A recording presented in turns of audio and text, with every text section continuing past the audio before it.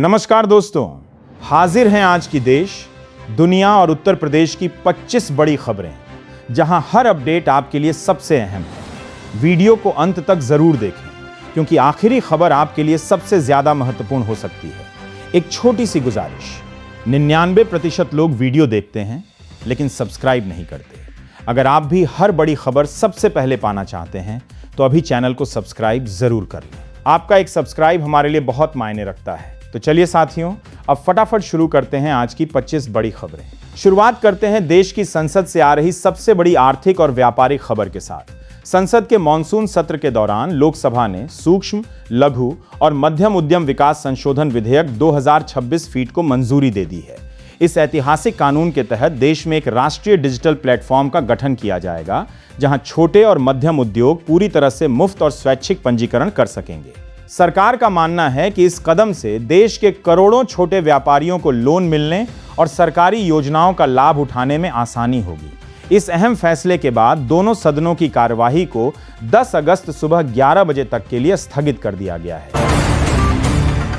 अंतर्राष्ट्रीय कूटनीति के मोर्चे पर भारत ने एक बार फिर अपनी संप्रभुता को लेकर कड़ा रुख अपनाया है। अमेरिकी सांसदों द्वारा भारत के प्रस्तावित विदेशी अंशदान विनियमन संशोधन यानी FCRA विधेयक की आलोचना किए जाने पर विदेश मंत्रालय ने तीखी प्रतिक्रिया दी है। विदेश मंत्रालय के प्रवक्ता रणधीर जायसवाल ने साफ कहा कि भारत में विधायी मामले हमारे आंतरिक विषय हैं और इस पर निर्णय लेने का अधिकार सिर्फ हमारी संसद को है। उन्होंने अमेरिका को आईना दिखाते हुए याद दिलाया कि खुद अमेरिका समेत दुनिया के कई अन्य देश भी अपने यहां आने वाले विदेशी फंड्स को कड़ाई से विनियमित करते हैं। अब रुख करते हैं उत्तर प्रदेश की सबसे बड़ी सियासी खबर की तरफ, जिसने राजनीतिक गलियारों में खलबली मचा दी है। राष्ट्रीय लोकदल यानी RLD के उत्तर प्रदेश अध्यक्ष और पूर्व MLC डॉ. रामाशीष राय ने अपने पद और पार्टी से इस्तीफा दे दिया है। उन्होंने अपना त्यागपत्र सीधे राष्ट्रीय अध्यक्ष और केंद्रीय मंत्री जयंत चौधरी को भेजा है। रामाशीष राय ने आरोप लगाया है कि पार्टी अपने मूल सिद्धांतों से भटक गई है और देश में लोकतंत्र खतरे में है। आगामी चुनावों से ठीक पहले जयंत चौधरी के लिए इसे उत्तर प्रदेश में एक बहुत बड़ा झटका माना जा रहा है। आज देश अपना राष्ट्रीय हथकरघा दिवस मना रहा है। इस खास मौके पर प्रधानमंत्री नरेंद्र मोदी ने देश के पारंपरिक बुनकरों और शिल्पकारों को बधाई देते हुए राष्ट्र के नाम एक विशेष वीडियो संदेश जारी किया है। पीएम मोदी ने सोशल मीडिया पर स्वदेशी उत्पादों के इस्तेमाल को बढ़ावा देने और देश के बुनकर समुदाय को आर्थिक रूप से आत्मनिर्भर बनाने का आह्वान किया है। आपको बता दें कि यह दिन 1905 के स्वदेशी आंदोलन की याद में हर साल मनाया जाता है। डिजिटल सुरक्षा और टेक्नोलॉजी के क्षेत्र से एक बड़ी खबर सामने आ रही है। केंद्र सरकार ने सोशल मीडिया प्लेटफॉर्म्स के लिए नियमों को और अधिक कड़ा कर दिया है। नए दिशा निर्देशों के मुताबिक अब कंपनियों को किसी भी गैर कानूनी, भ्रामक या आपत्तिजनक कंटेंट को सरकार या कोर्ट के आदेश के बाद महज 3 घंटे के भीतर हटाना होगा। इससे पहले कंपनियों को इस काम के लिए 24 से 36 घंटे का समय मिलता था। सरकार के इस कदम से सोशल मीडिया पर फैलने वाली अफवाहों और फेक न्यूज पर लगाम लगने की उम्मीद है।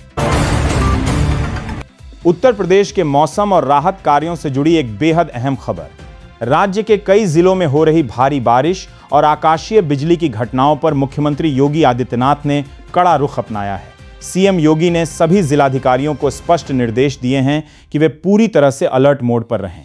उन्होंने आदेश दिया कि बारिश या बिजली की वजह से हुई जनहानि, पशुहानि या मकानों के नुकसान का तुरंत आकलन किया जाए और प्रभावित परिवारों को 24 घंटे के भीतर मुआवजा राशि उपलब्ध कराई जाए। राजनीतिक मोर्चे पर विपक्ष के नेता राहुल गांधी ने एक बार फिर केंद्र सरकार को निशाने पर लिया है। राहुल गांधी ने सोशल मीडिया प्लेटफॉर्म X पर पोस्ट करते हुए देश में चल रहे फ्यूल और इकोनॉमिक सिस्टम पर तंज कसा है। उन्होंने E20 पेट्रोल के संदर्भ में सरकार की नीतियों की आलोचना करते हुए लिखा कि दाल में कुछ काला नहीं, बल्कि पूरी दाल ही काली है। इसके साथ ही राहुल गांधी ने कहा कि वे छात्रों और युवाओं के मुद्दों को लेकर लगातार अपनी आवाज उठाते रहेंगे। पड़ोसी देश बांग्लादेश के संकट और भारत के रुख को लेकर विदेश मंत्रालय ने एक बड़ी और महत्वपूर्ण सफाई दी है। नई दिल्ली में हुई पूर्व बांग्लादेशी प्रधानमंत्री शेख हसीना की मीडिया बातचीत पर भारत ने स्पष्ट किया है कि इस प्रेस कॉन्फ्रेंस में भारत सरकार की कोई भूमिका नहीं थी। विदेश मंत्रालय के प्रवक्ता ने साप्ताहिक ब्रीफिंग में कहा कि यह आयोजन एक निजी प्रेस संस्था द्वारा स्वतंत्र रूप से किया गया था और भारत सरकार इसमें दिए गए किसी भी बयान या टिप्पणी का समर्थन नहीं करती है। स्वास्थ्य और शिक्षा के क्षेत्र से देश की सर्वोच्च अदालत यानी सुप्रीम कोर्ट का एक बड़ा फैसला आया है। कोर्ट ने एमबीबीएस छात्रों के लिए एक समान राष्ट्रीय नीति बनाने का सुझाव दिया है। सुप्रीम कोर्ट के मुताबिक मेडिकल की पढ़ाई पूरी करने के बाद छात्रों के लिए कुछ समय तक ग्रामीण क्षेत्रों में अनिवार्य रूप से सेवाएं देने की एक यूनिफॉर्म नेशनल पॉलिसी होनी चाहिए, ताकि देश के दूर दराज के गांवों तक भी बेहतर स्वास्थ्य सुविधाएं पहुंचाई जा सकें। यूपी के अलग अलग जिलों से अपराध और कार्रवाई की 3 बड़ी खबरें हैं। गोरखपुर में करोड़ों रुपए की ठगी करने वाले एक रेलवे अधिकारी और उसकी बेटी को पुलिस ने गिरफ्तार किया है, जो लोन माफ कराने के नाम पर लोगों को चूना लगाते थे। वहीं मऊ जिले में दुकानदारों को फर्जी क्यूआर कोड दिखाकर ठगने वाले एक शातिर अपराधी को इलेक्ट्रॉनिक सामान के साथ दबोचा गया है। उधर बांदा जिले से एक सनसनीखेज वारदात आई है, जहां एक हिस्ट्री शीटर की उसके ही 2 साथियों ने ईंट पत्थरों से पीट कर बेरहमी से हत्या कर दी। उत्तर प्रदेश के संभल में पिछले दिनों हुई हिंसा के मामले में गठित किए गए विशेष न्यायिक आयोग ने आज अपनी विस्तृत जांच रिपोर्ट राज्य सरकार को सौंप दी। रिपोर्ट्स के मुताबिक इस रिपोर्ट में हिंसा के कारणों, इसमें शामिल उपद्रवियों की भूमिका और भविष्य में ऐसी घटनाओं को रोकने के लिए कई महत्वपूर्ण सिफारिशें की गई हैं। मुख्यमंत्री कार्यालय इस रिपोर्ट की समीक्षा कर जल्द ही कड़े कदम उठा सकता है। उत्तर प्रदेश के औद्योगिक और श्रम क्षेत्र से आज एक बहुत बड़ा फैसला सामने आया है। राज्य सरकार के नए प्रस्ताव के मुताबिक अब उत्तर प्रदेश के हर एक कर्मचारी और कामगार का बेसिक पे उनकी कुल सैलरी का न्यूनतम 50% निर्धारित करना अनिवार्य होगा। इस ऐतिहासिक फैसले से प्राइवेट और असंगठित क्षेत्र में काम करने वाले लाखों कर्मचारियों के प्रोविडेंट फंड, पीएफ और ग्रेच्युटी में भारी बढ़ोतरी होगी, जिससे उनका भविष्य अधिक सुरक्षित हो सकेगा। खेलों की दुनिया से कल भारत के लिए एक गौरवशाली खबर आई। कॉमनवेल्थ गेम्स 2026 में शानदार प्रदर्शन करते हुए भारतीय दल पदक तालिका में 4थे स्थान पर रहा है। खेल मंत्री मनसुख मांडविया ने कल नई दिल्ली में वेट लिफ्टिंग और बॉक्सिंग के पदक विजेताओं से मुलाकात कर उन्हें सम्मानित किया। बुलेटिन की आखिरी खबर सीधे आपके स्वास्थ्य से जुड़ी हुई है।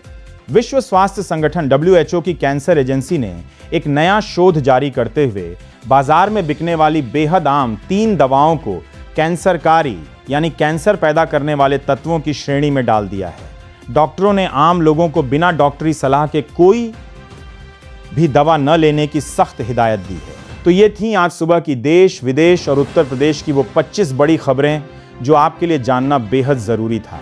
हमने बिना किसी फालतू बहस के पूरी तरह सत्यापित खबरें आप तक पहुंचाईं। अगर आपको हमारा ये प्रयास और ये वीडियो पसंद आया हो तो इस वीडियो को एक लाइक ज़रूर करें। अपने दोस्तों और परिवार के साथ इसे शेयर करें ताकि उन तक भी आज की ये ताज़ा खबरें पहुंच सकें। और हाँ, ऐसी ही सच्ची और सटीक खबरों के अपडेट्स रोज़ सुबह सबसे पहले पाने के लिए हमारे चैनल को सब्सक्राइब करना बिल्कुल न भूलें और बेल आइकन को ज़रूर दबाएं। आपसे कल सुबह फिर मुलाकात होगी। तब तक के लिए नमस्कार।